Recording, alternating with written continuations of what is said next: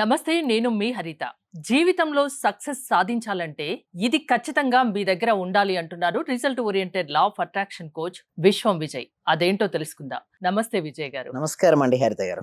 Success సాధించాలి అని అందరికీ ఉంటుంది. హ్మ్. కాకపోతే కొందరు సక్సెస్ సాధిస్తారు, కొందరు ఫెయిల్యూర్ అవుతారు. హ్మ్. మీరు ఏదో చెప్తున్నారు. అంటే Yes. ఇదొకటి ఉంచుకోండి, మీ దగ్గర సక్సెస్ అవుతారు అంటున్నారు. Yes. ఏంటది? విశ్వం విజయ్ గారిచే నిర్వహించబడే advanced law of attraction class attend అవ్వాలి అనుకుంటే కామెంట్ సెక్షన్ లో ఉన్న గూగుల్ ఫామ్ ని ఫిల్ చేయండి లేదా డిస్ప్లే అవుతున్న నెంబర్ కి కాల్ చేయండి. ముఖ్యంగా ఏంటంటే సంకల్ప బలం అండి. ఓకే, మ్మ్. ధర్మో రక్షిత రక్షిత యద్భావం తద్భవతి. సంకల్ప బలం బలంగా ఉన్న వ్యక్తి అండి ఏదైనా సాధిస్తాడండి. వస్తుందండి అంటే ఆ సంకల్పం బలంగా ఉండాలి అంటే ముందు ఆశావాద దృక్పథం అనేది ఉండాలి. అంటే ఆప్టిమిస్టిక్ నేచర్. అంటే ఏదైతే తను కావాలని కోరుకుంటాడో తను సాధిస్తాననే నమ్మకం, ఆశ అనేది ఫస్ట్ ఉండాలి మేడం. ఆశ లేదనుకోండి అసలు ఏ ప్రయత్నం కూడా చేయరండి. ఫస్ట్ ఉండాల్సిందల్లా ప్రయత్నం. ఫస్ట్ ప్రయత్నం చేస్తే విన్ అవుతాం. అంటే విమర్శిస్తారండి. మీరు చూడండి ఇక్కడ మీ లోపల బలమైన సంకల్పం ఉంటే ఏ విమర్శ ఏమీ చేయలేదు. Nothing can dim the light that shines from within. నీ లోపల ఉన్న వితిన్ షైన్ ఉంటుందే అది నేను ఏమి చేయదు. ఇక్కడ చూస్తే అక్కడ లోపల ఏముంది మేడం? లైట్ ఉంది అతనికి. ఆ లైట్ ఏంటో తెలుసా? ప్యాషన్.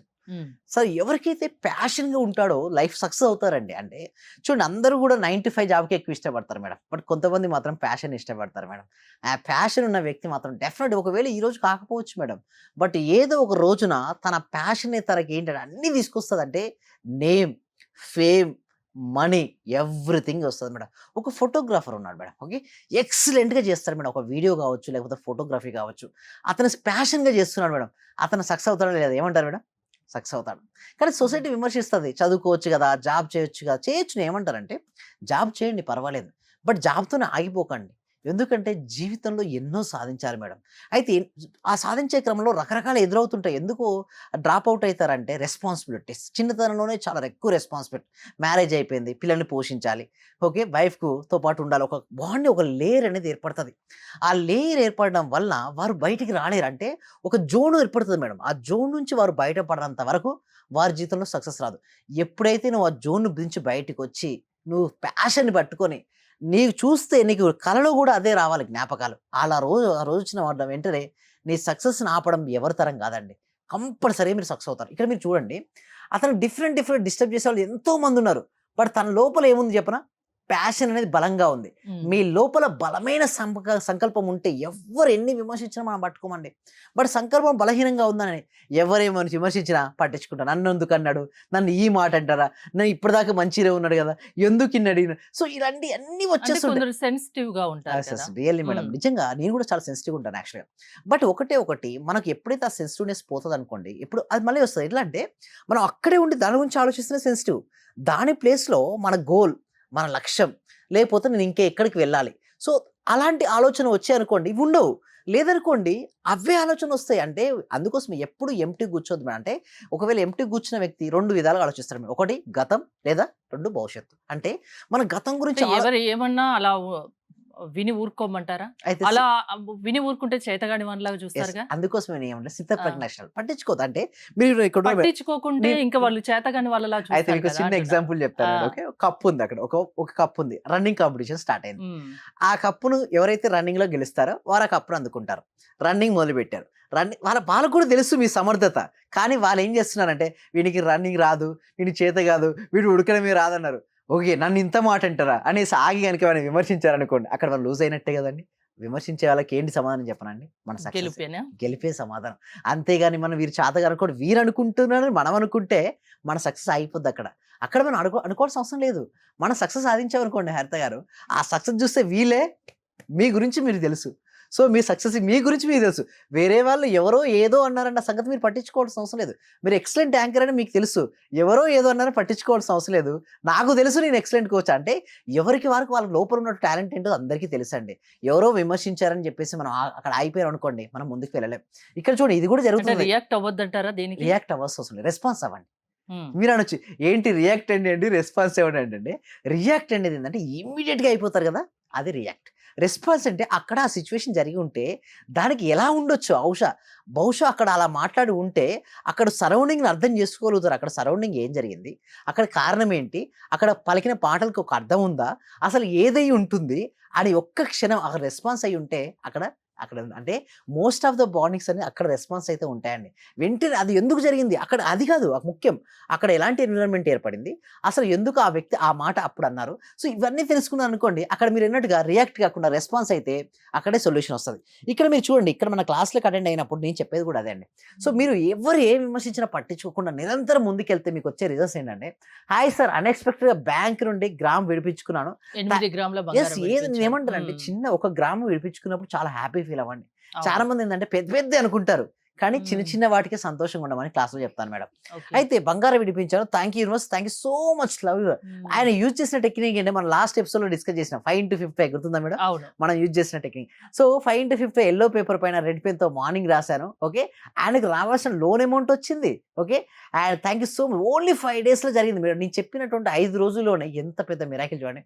సో, నేను ఏం అంత చెప్పానంటే పవర్ ఉందా దానికి? యెస్. అంతే ఉంటుంది మేడం. మన యొక్క మైండ్‌కి ఏంటంటే అన్‌లిమిటెడ్ పవర్ మేడం. ఇందాక మనం చూసినటువంటి ఓకే. 'వైభవ్ సూర్యవంశి' కావచ్చు, గొప్ప గొప్ప లెజెండరీ పీపుల్స్ కావచ్చు, ఏ పర్సన్ అయినా సరే వాళ్ళ లోపల అనంతమైన శక్తి ఉంటుంది మేడం. బట్ ఏంటంటే వాళ్ళని వాళ్ళు తక్కువ చేసి చూసుకుంటారు. అంటే నేను ఇంతే, నా జీవితం ఇంతే, నా లైఫ్‌లో నేను గ్రోత్ అవ్వలేను, నాకు అవకాశాలు లెవ్వు. అలాగ చూసుకుంటూ ఉంటారు. నేను మంచి నక్షత్రంలో పుట్టలేదు. ఓకే. మంచి డేట్ ఆఫ్ బర్త్ నాకు లేదు. నేను ఇంతే దురదృష్టవంతుడిని. మా పేరెంట్స్ పేదవారుగా ఉన్నారు. సో, ఇలాంటివన్నీ ఏంటంటే మేడం వాళ్ళ గ్రోత్‌ని ఆపేస్తాయి. ఇప్పుడు చూస్తే 'వైభవ్ సూర్యవంశి' ఏమన్నా రిచ్ పీపుల్‌లో పుట్టాడా? రిచ్ కిడ్ అయితే కాదు కదా! సో, గొప్ప గొప్ప వాళ్ళందరూ కూడా బట్ ఇతనికి ఎలా వచ్చాయి మనీ అంటే తన టాలెంట్. ప్రతి మనిషిలో అటండి హరిత గారు 64 కళలో ఏదో ఒక కళ ఉంటదటండి.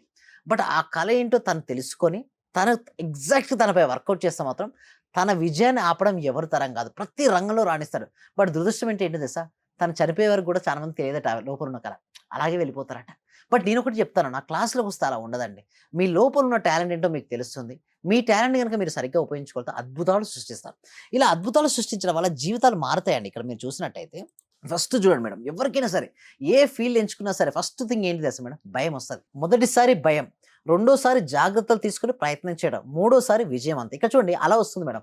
ఫస్ట్ వేవ్‌కి ఆ వ్యక్తి ఏం చేస్తున్నాడు చూడండి ఉరుకుతున్నాడు. ఎందుకు మేడం? అలలు రాగానే తనకు భయం. అల ఎక్కడొచ్చి తనను మింగుతదో అనే ఒక హ్మ్. భయంతో పరుగులు తీస్తున్నాడు. ఇక్కడ కూడా జీవితంలో అంతే మేడం. ఒక బిజినెస్ స్టార్ట్ చేసినా, ఒక ఇంటర్వ్యూలో అడుగుపెట్టినా తనకు డిఫరెంట్ క్వెషన్ అడుగుతాడేమో. హ్మ్. ఎగ్జామ్‌లో క్వెషన్ పేపర్ టఫ్ ఇస్తాడేమో.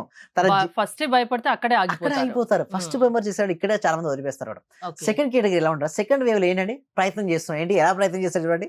ఒక బెలూన్ కట్టుకున్నాడు, ఒక ట్యూబ్ కట్టుకున్నాడు. అవును. ఓకే. నీళ్లు రావచ్చు గాక. బట్ నీళ్ళలో నేను తేలుతాను గదా! అనే ఒక నమ్మకం. కానీ నేనేం చేస్తా థర్డ్ వేవ్‌లోకి వెళ్ళిపోతా. అంటే చూడండి ఆడుకుంటున్నాడు. ఎంజాయ్ చేస్తున్నాడు గేము. హ్మ్. కానీ అదే వేవ్‌కు ఫస్ట్ పర్సన్ ఏంటి ఫస్ట్ ఏం చేసాడు? భయమొచ్చింది. సెకండ్ టైమ్ ఏంటి ధైర్యంగా తన ఓకే. ట్యూబ్ కట్టుకున్నాడు. థర్డ్ ఏం చేసాడు? కింద ఒకటి పెట్టేసుకొని ఆడుకుంటున్నాడు ప్లేయింగ్. అంటే ఏ విషయంలో భయపడుతూ అక్కడే ఆగిపోకూడదు. యెస్. సెకండ్ స్టెప్ ఆలోచించాలి. యెస్. థర్డ్ విజయం ఖచ్చితంగా దక్కుతుంది. డెఫినెట్‌లీ అండి హరిత గారు. ఇక్కడ హ్మ్. చూసినట్టయితే ఎంతో మంది లైఫ్‌ని చూస్తున్నాను మేడం. ఆల్‌మోస్ట్ ఒక 2 ఇయర్స్ నుంచి మీకు తెలుసు తెలుగు స్టేట్స్‌లో హైయెస్ట్ బ్యాచెస్ కండక్ట్ చేసినవి. సో, నాకు అనుభవంతోనే ఎంతో మందిని ట్రీట్ చేశాను మేడం. వాళ్ళు చూసినట్టయితే 3 కేటగరీస్ ఫస్ట్ నా క్లాస్‌లో ఒకటి చాలా భయపడుతూ వస్తారు. నా జీవితం ఏమవుతదేమో? నెక్స్ట్ ఇయర్ నాకు ఎలా గడుస్తదేమో? ఆర్థిక సంక్షోభం డబ్బులు వస్తాయో రాదో తెలియదు. జీవితం అనేది ఎలా ఉంటుందంటారు. నేను ఒకటి చెప్తాను. ఫస్ట్ మీరు భయపడుతున్నారా? వదిలేయండి ఆ స్టేజ్. సెకండ్ స్టేజ్ ఎదురు నిలబడండి. సెకండ్ స్టేజ్ ఎదురు నిలబడండి. ధైర్యం ఉండండి. ప్రయత్నం చేయండి. ఓకే. మీరు దాంతో ఆడుకోకపోవచ్చు. బట్ ప్రయత్నం చేయండి. థర్డ్ స్టేజ్ చూడండి. అతనే అలలపై ఆడుకుంటూ వెళ్ళొచ్చు. అంటే జీవితం అనేది ఒక ఆట మేడం. బావుంది మీ example. Thank you so much hmm. Madam. జీవితం అనేది ఒక ఆట లాంటిది మేడం. మనకు ఆట ఎలా ఆడాలో తెలిస్తే అది ఆనందం.